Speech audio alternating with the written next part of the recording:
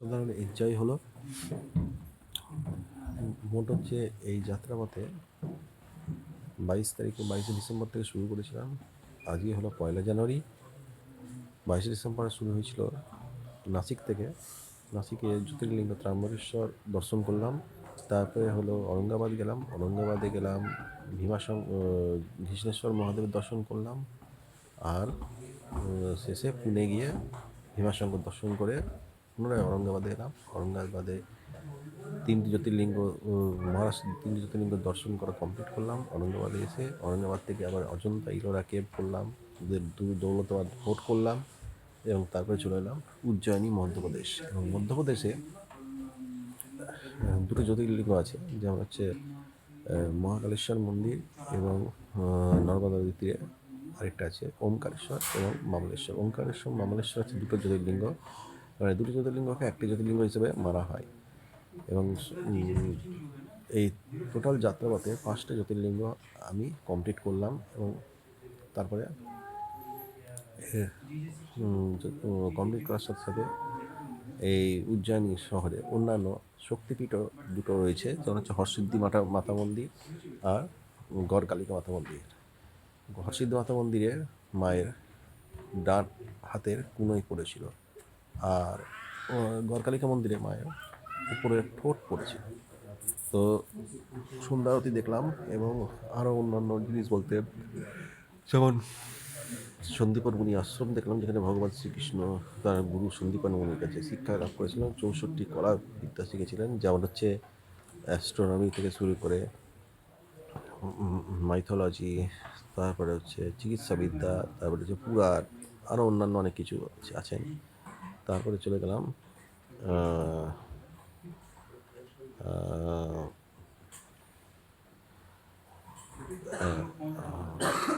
কাল ভৈরব, যেটা হচ্ছে মহাকাল ভৈরবের মানে মহাকালেশ্বর মন্দির দর্শন করে কাল ভৈরব দর্শন করতে হবে, নইলে কাল ভৈরব দর্শন সম্পূর্ণ। এবং কাল ভৈরব দর্শনের মধ্যে সেখানে মানে ওয়াইন বা মদ জাতীয় জিনিস দিয়ে পুজো দিতে হয়।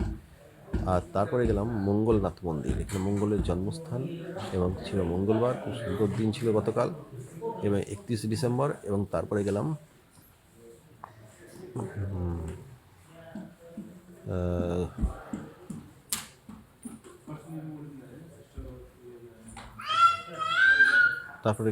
গড় কালিকা মন্দির এবং গড় কালিকা মন্দির সম্পূর্ণ করে আরতি কমপ্লিট করে কালকে পুনরায় এসে 250 টাকা টিকিট দিয়ে ভিআইপি টিকিট দিয়ে পরে প্রথমে সকালবেলা থেকে ভিআইপি টিকিটটা বন্ধ হয়ে গেছিলো এবং পরে আবার সন্ধ্যের দিকে চালু হওয়া দেখে আমি আবার 250 টাকা টিকিট দিয়ে স্পেশাল ভিআইপি টিকিট দিয়ে বাবা মহাকালেশ্বরকে দর্শন করলাম এবং খুব ভালো দর্শন হয়েছে।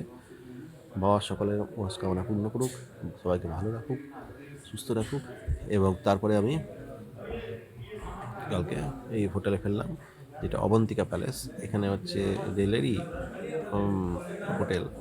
তো রেলেরই হোটেলে কিন্তু রেল সম্পূর্ণ ঠিকাতে দিয়ে দিয়েছে এবং সেই ঠিকাদার কর্মীদের পরে জিজ্ঞেস করলাম, জানতে পারলাম যে এইটা রেলেরটা এটা সম্পূর্ণ তাদেরকে হাতে ছেড়ে দিয়েছে এবং বছরে একবার 140 কোটি টাকা গুনতে হয় রেলকে দেওয়ার জন্য। এবং এখানে ভাড়াটা একটু বেশি। এই ডরমেটরি আমাকে নিল, মানে আমি বুক করেছিলাম কালকে এইসব ডরমেটরি, সব বিরাট বড় হলে ঘরের মতো, এবং এই ডরমেটরির মধ্যে আমাকে নিল সম্পূর্ণ 300 টাকা মাত্র 8 ঘন্টার জন্য। তো এইটাই হচ্ছে বিশেষত্ব। আর আরেকটা আছে স্টেশনের কাছে, সেটা হচ্ছে রেলেরই ডরমেটরি, সেটা আরও কম। সেটা কিন্তু লাইন পাওয়া মুশকিল, সেটা আজকে থেকে লাইন আছে, আজকে এবং কালকে হচ্ছে 2 তারিখ, কালকে 2 তারিখ 5টার সময় আমার ট্রেন আছে আসানসোলের উদ্দেশ্যে। তো এই হলো সমস্ত ট্রিপের পরিকল্পনা। আর এখন ব্যাপারটা হচ্ছে মহাকালেশ্বর মহোৎসবটি 5 জানুয়ারি অবধি বন্ধ আছে। আগে যেমন লাইন দিয়ে টিকিট সংগ্রহ করতে হতো রাত জেগে, কিন্তু এখন সেটা মানে আজকে যদি টিকিটটা করি আগামীকালের পরের দিন লাইনটা পাওয়া যাবে, সেটা এখন বন্ধ আছে। আর আরেকটা বন্ধ আছে জল অভিষেক করা, যেটা মন্দিরের গর্ভগৃহের মধ্যে ঢুকে 750 টাকা টিকিট কেটে একদম বাবাকে গিয়ে জল চড়ানো হয় বা সন্ধ্যেবেলা পুজো করানো হয়। জলটা দিনের বেলা হয়, বাবাকে চড়ানো হয়, রাত্রিবেলা জল চড়ানো হয় না, তখন পুজো করা হয়। কিন্তু সেটা তখন ধুতি পরে করতে হবে ছেলেদের আর খালি গায়ে। আর মেয়েদের এরকম কোনো নিয়ম নেই। তো সেটা বন্ধ হয়ে গেছে প্রায় 2.5 বছর হয়ে গেল। আমি জিজ্ঞেস করলাম, আমি দিতে পারলাম না ওই জন্য বাবাকে। আর এই হয়েছে ব্যাপার। তো জয় মহাকাল, জয় শ্রী মহাকাল।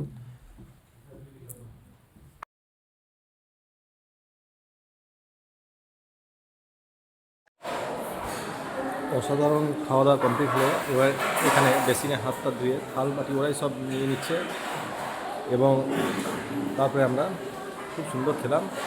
খাবার কথা কিছু বলতে হয় না, যা চা মানে ভরপেট খাবার, যত খুশি পারে, ডাল, রুটি, চাল, সবজি সব আনলিমিটেড, এবং খুব সুন্দর রান্না, অসাধারণ রান্না। জয় শ্রী মহাকাল।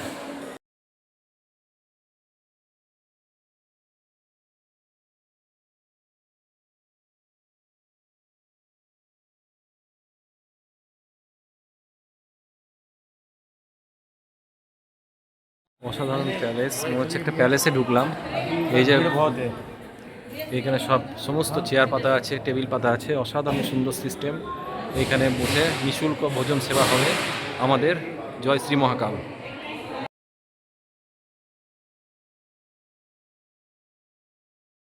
আর একটা কথা বলে দিই, মহাকালেশ্বর মন্দিরে এই যে সামনে এটা করিডোর আছে, নন্দী দুয়ার থেকে ঘুরে এসে এই সামনের দরজা, এখানে লেখা আছে অন্নক্ষেত্র ভবন। এখানে হচ্ছে বিনামূল্যে ভাত, ডাল, সবজি সব কিছু ভোগ প্রসাদ হিসাবে খাওয়ানো হয়।